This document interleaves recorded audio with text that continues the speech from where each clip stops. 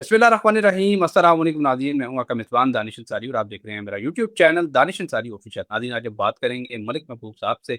आप सबके फेवरेट हैं, मशहूर एस्ट्रोलॉजर है। अस्सलाम वालेकुम मलिक साहब, कैसे हैं आप?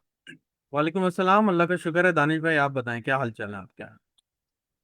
अल्हम्दुलिल्लाह मलिक साहब, मैं भी ठीक। सर, आज की सबसे बड़ी खबर ये है कि हुकूमत ने पेट्रोल की कीमतों में ₹137.24 का इज़ाफ़ा कर दिया है, जबकि डीज़ल की कीमत में ₹184.49 इज़ाफ़ा कर दिया गया है। सर, अफ़सोसनाक बात है क्योंकि जंग तो हो रही है ईरान और अमेरिका के दरमियान और पाकिस्तान में कीमतों का इज़ाफ़ा कर दिया गया है, जिसके बाद पेट्रोल की कीमत ₹450 से भी तजावुज़ कर दी गई है। सर, ये जो पेट्रोल बम बम गिराया गया है पाकिस्तान पे, आप क्या देख रहे हैं? इसका रिएक्शन क्या हो सकता है? क्योंकि जब पेट्रोल की कीमत पाकिस्तान की तारीख में कभी भी इस लेवल तक नहीं आई और अब यूँ महसूस होने लगा है कि लोग सड़कों पे आ सकते हैं और आपने ये प्रेडिक्शन भी कर रखी थी कि अप्रैल का महीना चाहे पीटीआई प्रोटेस्ट करे ना करे, लोग सड़कों पे दिखाई दे रहे हैं। सर, क्या वाक़ई अब लोग सड़कों पे आने वाले हैं? क्या हालात दिखाई दे रहे हैं अब? यार, उन्होंने एक बात बताऊं, वो मिसाल ये है कि उन्होंने गाड़ियां, स्कूटर, रिक्शे सब बंद कर दिया, तो वो लोगों ने सड़कों पर ही आना है, पैदल चल के ही आना है। अब कोई गुंजाइश ही नहीं रही है। और मैं आपको पहले से ही बता रहा था कि जैसे ही मार्स ट्रांजिट करेगा पाइसेस में, पानी से रिलेटेड, लिक्विड चीजों से रिलेटेड आपको न्यूज मिलेगी। और वही हुआ, लिक्विड चीजों में प्राइस बहुत ऊपर चले गए। और एक इंपॉर्टेंट बात जो मैं आपको बार बार कह रहा था कि जैसे ही मार्स स्पाइसेस में एंटर होगा, देखिएगा ईरान बहुत ज्यादा स्ट्रांग आपको नजर आना शुरू हो जाएगा। कल की स्पीच देख लें, आज का रिएक्शन देख लें, आज की रिटेलिएशन देख लें।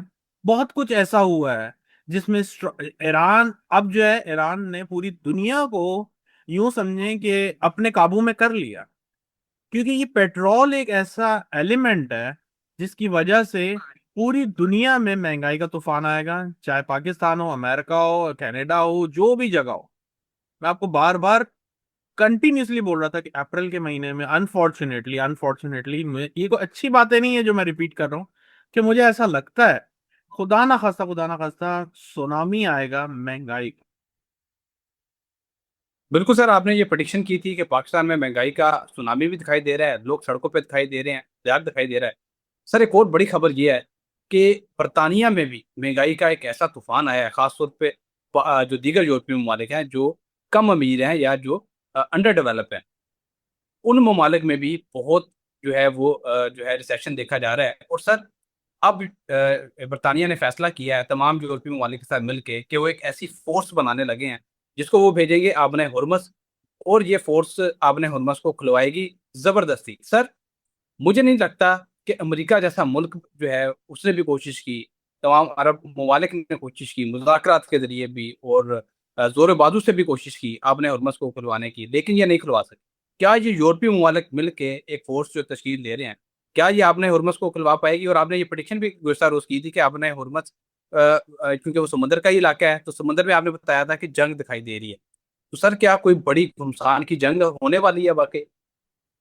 जी, अल्लाह करे ना हो यार, मैं तो यही बोलूंगा, लेकिन आसार उसी तरफ जा रहे हैं। अगर यूरोप भी कूदा तो फिर आप मान लें कि ये तो हम बहुत तवील जंग में चले जाएंगे। देखिए, अभी इसमें बेहतरी यही है कि ये किसी तरीके टाइम गुजारें और इसमें कम से कम नुकसान हो, कम से कम नुकसान हो। और जो ये जो एक्शन ले रहे हैं, बोलते ये कुछ है करते कुछ है, तो डेफिनेटली वो रिटेलिएट करेगा। और जब वो रिटेलिएट कर रहा है तो हर हर दुनिया का हर मुल्क उसका उसको नुकसान हो रहा। और मैंने आपको बहुत सी दफाओं में एक चीज बहुत क्लियरली बताई है कि वाटर एलिमेंट ना बहुत से प्लैनेट्स की वजह से एक्टिवेट हो गया। तो अल्लाह ना करे सुनामी की खबरें भी आ सकती हैं इस टाइम पे। और कल भी मेरे ख्याल से एक न्यूज मेरे नजर से गुजरी है, कल 6-7 बजे कोई पैसिफिक रीजन में सुनामी अलर्ट्स आ गई है। तो ये जो प्लैनेट पोजीशन बना रहे हैं, ये अच्छी पोजीशन नहीं बना रहे। कम से कम ये मामलात आपको अप्रैल के एंड कह सकता हूँ, या अगर जल्द से जल्द भी हुआ तो 18-20 अप्रैल से पहले सॉल्व होते हुए नजर नहीं आएगा। Okay sir. सर, अभी आपने सुनामी का ज़िक्र किया तो मैं इससे रिलेटेड एक क्वेश्चन आपसे पूछ लेता हूँ। आपने 2025 के एंड में दिसंबर के महीने में जो प्रेडिक्शन की थी कि 2026 जो है वो आपको दिखाई दे रहा है कुदरती आफ़ात का साथ। सर, क्लाइमेट चेंज जिस तरह पूरी दुनिया को मुतासिर कर रहा है, तारीख में इसकी मिसाल नहीं मिलती जो 2026 में हमें हैप्टिक्स दिखाई दे रही हैं। अरब ममालिक में खौफनाक किस्म के तूफान आ रहे हैं। खास तौर पे जो ये एशियन कंट्रीज हैं ये इससे मुतासिर हो रही हैं, और इंडिया के कई इलाकों में सैलाब आ चुका है और वो जेर आब हैं। पाकिस्तान के कई इलाके हैं जो जेर आब आ चुके हैं। लोगों को अभी ये खबर बताई नहीं जा रही, सिर्फ जंग की खबरें हाईलाइट की जा रही हैं, लेकिन कई ऐसे इलाके हैं जो मैं आपको यही बैठे बैठे गिनवा सकता हूँ जो सैलाब की जद में आ चुके हैं। कराची में भी कई इलाके हैं जो जेर आब हैं और अभी तक पानी की निकासी वहां पे नहीं हो सकी। सर, कितना बड़ा खुदा न खास्ता कोई टेंट पहुंच सकता है? एशिया के अलावा और कौन से ऐसे इलाके हैं जो मुतासिर हो सकते हैं, और एशिया के कौन से ऐसे पार्ट्स हैं, पाकिस्तान वगैरह का, इंडिया का कौन सा ऐसा पार्ट है जो ज्यादा इससे मुतासिर होगा खुदा न खास्ता? देखिए, नॉर्थ ये बहुत ज्यादा एक्टिव रहेगा, साउथ और वेस्ट, नॉर्थ साउथ वेस्ट ज्यादा एक्टिव रहेंगे। और एक बात मैं आपको बता दूं, अगर मिडिल ईस्ट के रीजन में वेस्ट की तरफ से आ रहा है तो बलूचिस्तान भी है, कराची भी है, पंजाब भी है। ये एक्चुअली पाकिस्तान का बेशतर हिस्से जो हैं, खुदा ना खास्ता कुदरती आफात से डैमेज हो सकते हैं। और मैं ये बातें आपको पिछले साल की मानसून से बोलता आ रहा हूँ कि ये कुछ भी नहीं है, अगले साल की तैयारी करें। और हम ऑलमोस्ट मानसून के सीजन के करीब पहुंच चुके हैं। अल्लाह ही बचाए, अभी और तो मेरे पास अल्फाज नहीं है, लेकिन सितारों की रोशनी में रशिया सबसे ज्यादा डैमेज होगा कुदरती आफात के हिसाब से, क्योंकि वो नॉर्थ में आता है।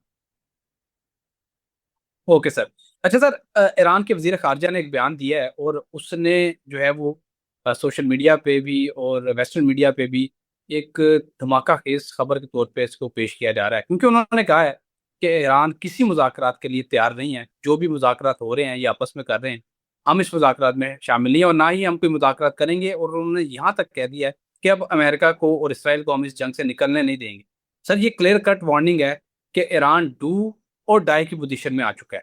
क्या ईरान वाकई इस पोजीशन में है कि वो इस जंग को जीत जाए? ये आने वाले 2-3 महीनों में आप क्या देख रहे हैं? ईरान का ढांचा अगर आपने देखा है, बनाया है, इस खित्ते का ढांचा बनाया है, क्या इसमें कोई तबाही होगी या ईरान तबाही मचाएगा? मुझे ऐसा लग रहा है अनफॉर्चुनेटली ईरान तबाही मचाने वाला है, क्योंकि ईरान के जायचे में मैंने आपको बताया बहुत ज्यादा स्ट्रॉन्ग प्लैनेट की जो मूवमेंट हुई है वो नाइन्थ हाउस में हुई है। नाइन्थ हाउस जो होता है नॉर्मली, उसको तो आप छोड़ दें नाइन्थ हाउस से क्या होगा, लेकिन मुझे इतना पता है मार्स के ऊपर मार्स जो है उनको बहुत ज्यादा पावरफुल कर देगा। और नाइन्थ हाउस से जो इनके मामलात आर्मी से रिलेटेड हैं या दूसरे तीसरे मामलात जो है बॉर्डर से रिलेटेड तो नहीं है, क्योंकि सेवेंथ में बॉर्डर्स आते हैं ज्यादातर। नाइन्थ हाउस से इनको बहुत ज्यादा मुझे लगता है एक तरह से जोश, वल्वला, डेडिकेशन, ये सब चीजें मिलने वाली है। Okay sir. अच्छा सर, आपने ये पिटिशन भी कर रखी है कि इंडिया और पाकिस्तान के दरमियान आइंदा चंद माह में कोई जंग, कोई झड़प, कोई महास आपको दिखाई देता है, आपने बताया था। सर, अब इंडिया के जो डिफेंस मिनिस्टर हैं, उन्होंने, राजनाथ सिंह उनका नाम है, उन्होंने कहा है कि हम पाकिस्तान के खिलाफ ऑपरेशन सिंदूर को कंटिन्यू करने जा रहे हैं, जहाँ से हमने रोका था वहाँ से शुरू करने जा रहे हैं। और सर, ये इस बात की अहमियत का अंदाजा आप जहाँ से लगा सकते हैं कि हमारे वजीर दफा ने इस पर फौरी और तेजी से रद्दमल दिया है। उन्होंने कहा है कि हमारी तैयारी मुकम्मल है, हमारा रद्द-ए-अमल तेज़ और फैसला-कुन होगा। उन्होंने कहा है कि इस मर्तबा अगर हम पे अटैक होता है, कोई फ़ाल्स फ्लैग ऑपरेशन होता है, तो हम फैसला-कुन जवाब देंगे। क्या सर वाक़ई अप्रैल के महीने में आपको इंडिया-पाकिस्तान के दरमियान बॉर्डर पे कोई नया महाज खुलता दिखाई देता है? देखिए, मैंने आपको दानिश भाई जो टाइम दिया हुआ है वो 15 मार्च से लेके 15 मई तक का दिया हुआ है, जिसके अंदर खुदा ना खास्ता इंडिया कोई शरारत करता हुआ नजर आ रहा है। और अल्लाह ना करे ऐसा हो, लेकिन आसार उसी तरफ जा रहे हैं। जो यूं कह सकते हैं कि एक होते हैं हाई हाई जोन के प्लैनेट, जो बहुत ज्यादा क्लियरली इंडिकेट कर रहे होते हैं, जिसकी वजह से मसाइल ज्यादा खतरनाक होते हैं। ये थोड़े लो इंटेंसिटी के हैं। तो मुझे ऐसा लगता है कि इनके लो होने की वजह से होपफुली होपफुली अल्लाह करेगा ये जंग टल जाए, लेकिन नजर आता है। ओके, बहुत शुक्रिया सर, आपने अपने कीमती वक़्त में से कुछ वक़्त निकाला और इतनी ज़बरदस्त प्रेडिक्शंस हमारे साथ शेयर की। हमारे नाज़रीन का शुक्रिया, कमेंट्स करते हैं, फीडबैक देते हैं। आपके कमेंट्स को, आपके सवालात को हम प्रोग्राम में ऐड करते हैं, तो सवालात पूछते रहा करें। इंशाल्लाह नेक्स्ट प्रोग्राम में ऐसे ही दिलचस्प टॉपिक के साथ दोबारा पेश होंगे। अगली वीडियो तक के लिए मुझे और मलिक महबूब साहब को इजाज़त दीजिए। अल्लाह हाफ़िज़।